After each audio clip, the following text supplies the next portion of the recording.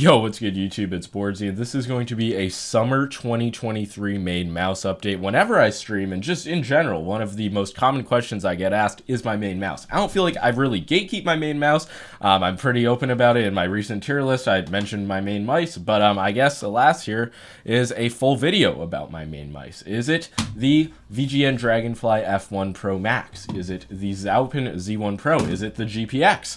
No, it is none of those. These two are interesting Chinese mice I'm going to review soon. My main mouse or mice for the past few months have been the Razer Viper Mini Signature Edition and the Faker DeathAdder V3 Pro. It's simple, in my opinion. It's pretty uneventful because I've just been referring to these as top tier mice. I say they're kind of a cut above the rest, and that's just how I feel. Nothing has really come out to change my mind. And when it comes to a main mouse, I really don't factor in price. I just factor in what I am actually like gravitating towards. But yeah, these are both more expensive mice.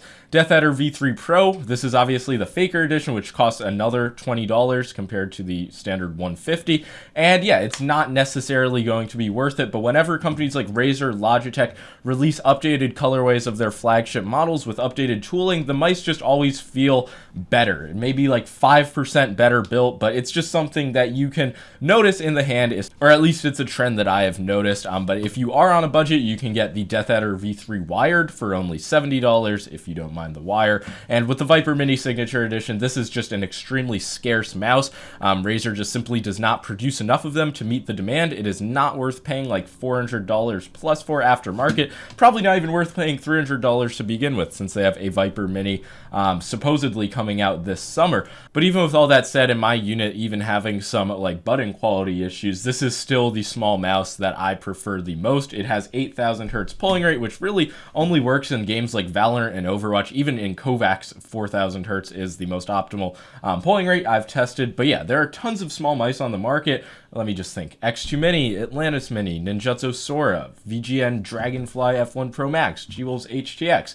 There are tons of them, but the Viper Mini Signature is definitely what I feel most comfortable with. I do use the glass skates that Razer provides, which in my experience are just the best glass skates I've tried. They do not seem to wear down. They've just provided a good, smooth, like solid glide on all of the pads I've used, which have been primarily cloth pads. Never has felt too muddy, even as usable on X soft pads. But yeah, the button issues, let me just show you. You see there's a good amount of mouse one side wobble, and that is something that I can actually feel. Like I can feel a bit of grinding on the switch. When I just click the switch at a straight on angle and spam the buttons, I really have no issues, and the optical switches do feel really consistent, really light, solid for spamming, even with the magnesium shell. And the side button issues I've kind of had since day one. They are still as bad, if not a little worse than they were originally, but it's nothing that has like caused the mouse to break yet, really negatively affected me in game. It is just in the newer batches you would like to see much sharper quality, as you can see.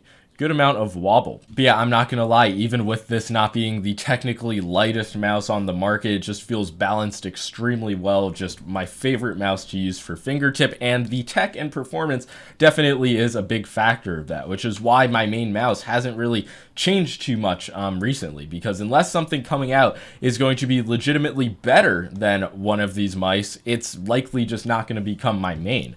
There are tons of great options like I just listed and you can see on my desk, but these are the mice that really do it for me. The DeathAdder V3 Pro is probably going to be my more widespread recommendation if you have large hands and you're just looking for an ergo mouse. Even if you've been using something like a super light, you're just looking for a high profile mouse that's going to be comfortable, going to have a lot of stability, work with a lot of grip styles.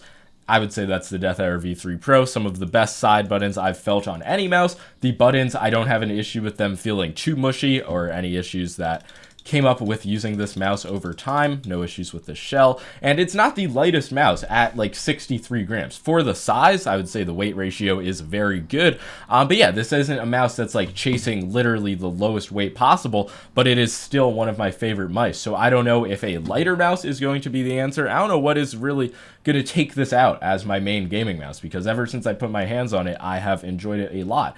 maybe a mini version, which I've basically been begging for a long time now. Maybe that'll be coming out soon. But yeah, I've just been really enjoying the Faker version since I got that, which obviously does have a slightly more premium coating, which just makes the mouse feel that much better in my opinion. So I don't really know what else there is to talk about. I could talk about the gaming performance. I don't feel like there's too much of a difference between these for me personally, despite the sizes. When I just get a solid grip of the mice, I feel like I'm locked in to the same extent. Yeah, generally a simple rule of thumb is if you want a lot of stability, lots of palm contact, go for the larger, higher profile mouse, while if you play a fingertip or more aggressive style of claw grip, go for the smaller mouse. But yeah, that's around all I gotta say. I just wanted to make a main mouse update, an official one, I guess. Also, one thing that kind of annoys me about the Viper Mini Signature is just how like dusty and dirty the mouse gets with the holes in it. I still wish they had a solid design, but then I could not do shit like that. But yeah, that's gonna be all for this video. Make sure to leave a like and subscribe if you enjoyed. I will leave a link to all the products discussed in this video in the link. What the fuck am I saying? I'll leave links to the mice below. Like and sub if you enjoyed. Peace.